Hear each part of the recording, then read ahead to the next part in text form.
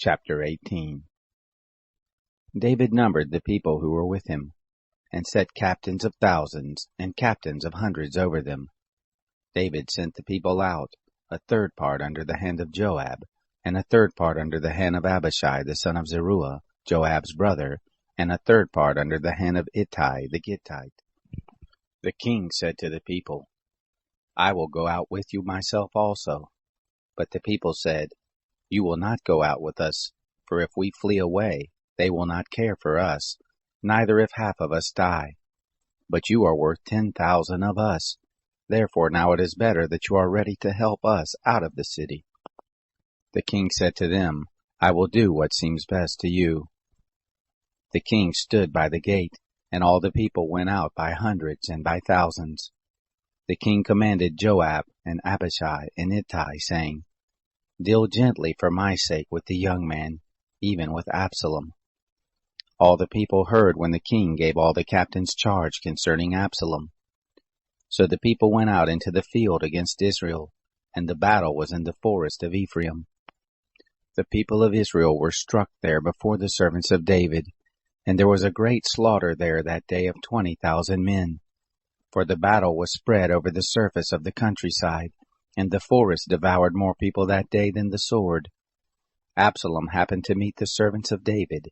Absalom was riding on his mule, and the mule went under the thick boughs of a great oak, and his head caught hold of the oak, and he was lifted up between the sky and the earth, and the mule that was under him went on. A certain man saw it and told Joab and said, Look, I saw Absalom hanging in an oak. Joab said to the man who told him, Behold, you saw it, and why didn't you strike him there to the ground, and I would have given you 10 pieces of silver and a sash. The man said to Joab, Though I should receive 1,000 pieces of silver in my hand, I still wouldn't put forth my hand against the king's son. For in our hearing the king charged you and Abishai and Ittai, saying, Beware that none touch the young man Absalom.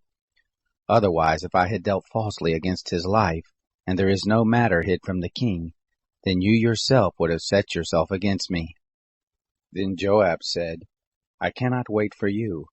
He took 3 darts in his hand and thrust them through the heart of Absalom, while he was yet alive in the midst of the oak. 10 young men who bore Joab's armor surrounded Absalom, and struck him and killed him. Joab blew the trumpet, and the people returned from pursuing after Israel, for Joab held the people back. They took Absalom and cast him into the great pit in the forest, and raised over him a very great heap of stones, and all Israel fled every one to his tent. Now Absalom in his lifetime had taken and reared up for himself the pillar which is in the king's dale, for he said, I have no son to keep my name in memory. And he called the pillar after his own name, and it is called Absalom's monument to this day. Then said Ahimaaz the son of Zadok, Let me now run and bear the king news, how that the Lord has avenged him of his enemies.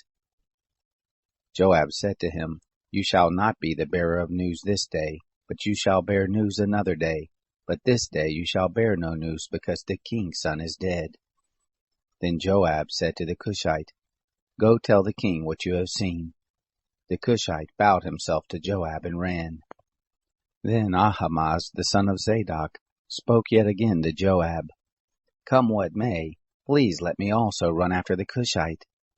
Joab said, Why will you run, my son, seeing that you have no reward for the news? But come what may, I will run, he said.